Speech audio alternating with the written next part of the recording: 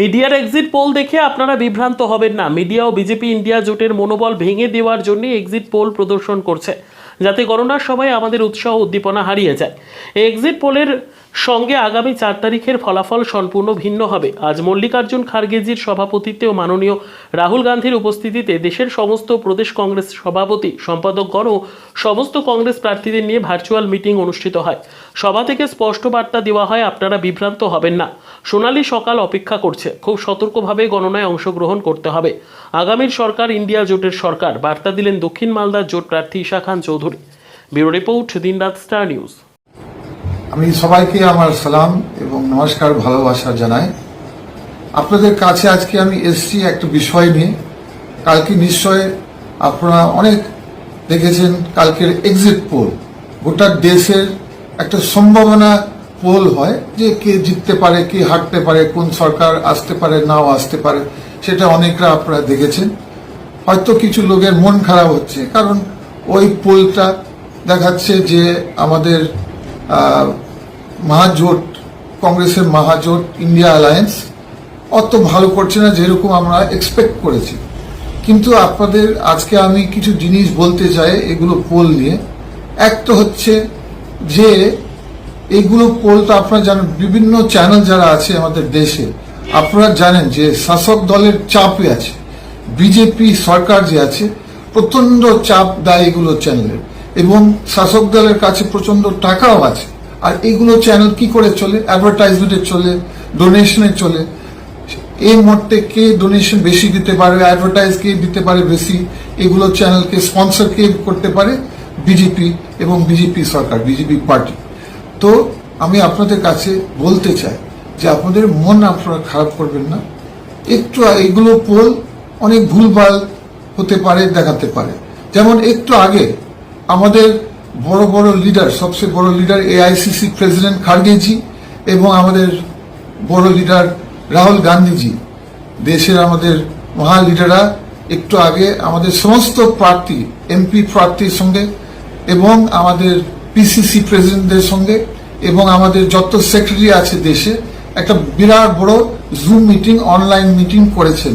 একটু আগে শেষ, এখনই শেষ হলো।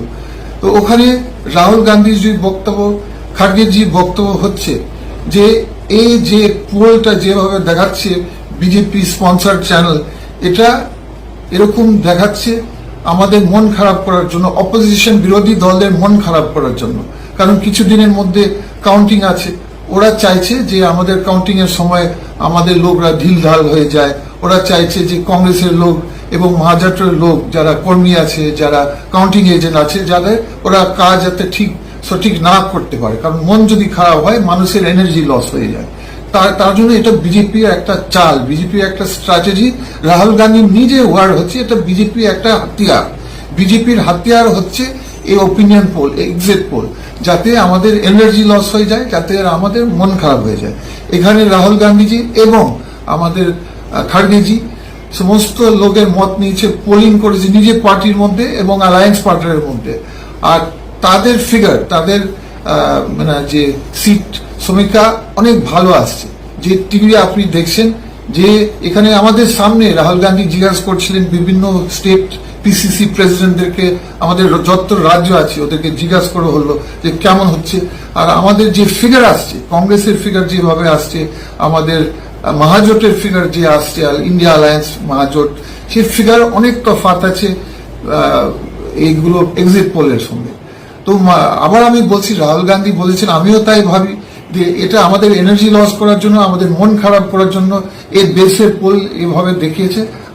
আবার বলছি, রাহুল গান্ধী বলেছে, আমিও বলছি যে বেশিরভাগ চ্যানেল তো খোলাখুলি যদি বলতে হয় বিজেপি কিনার চ্যানেল, সেটা সবাই জানে। আপনারা জানেন, আপনারা মিডিয়াকে দেখছেন 10 বছর থেকে, আপনারা এই কথা বুঝতে পারছেন।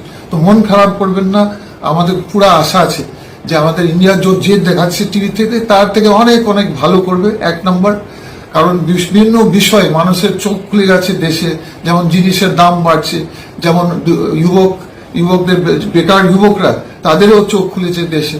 তো রাহুল গান্ধী বলেছেন আমাদেরকে, আপনাদেরকে বলছি আমি যে আপনারা মন খারাপ করবে না, পুরা এনার্জি। কারণ দেখুন, একটা কথা আমি বলতে চাই আপনাদেরকে, এইগুলো ওপিনিয়ন পোল, এইগুলো এক্সিট পোল কাকে জিজ্ঞাসা করা হয়? জনগণকে। যেমন আপনি মালদার কে, আপনি মালদার জনগণ, আপনি নিজে একটা জনগণ, তো আপনার থেকে কে ভালো আইডিয়া করে? মাত্র 5 যত বড় চ্যানেল হোক, মাত্র 5 লক্ষ লোকদেরকে জিজ্ঞাসা করে, সবচেয়ে বড় চ্যানেলগুলো 5 লক্ষ 6 লক্ষ লোকদেরকে গোটা দেশে জিজ্ঞাসা করে। কিন্তু আমাদের দেশের সবচেয়ে বড় দেশ, সবচেয়ে পপুলেটেড দেশ, আমাদের পপুলেশন প্রায় 1 বিলিয়ন, আর মাত্র 5 লক্ষ 6 লক্ষ লোকদেরকে জিজ্ঞাসা করতে হয় বড় বড় চ্যানেলরা।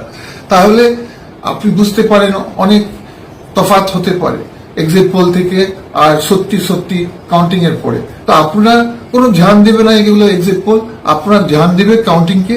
আপনি ভোটের দিনের জন্য অপেক্ষা করেন, আশা করছি আমাদের রেজাল্ট অনেক ভালো হবে।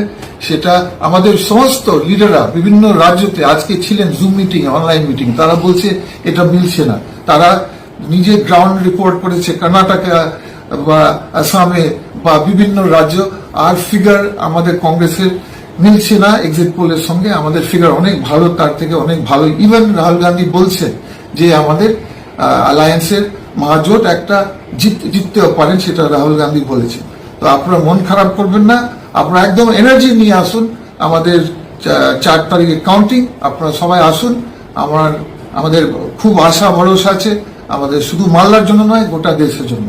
এখানে আমি আমার ছোট বক্তব্য শেষ করছি। জয় হিন্দ, বন্দে মাতরম।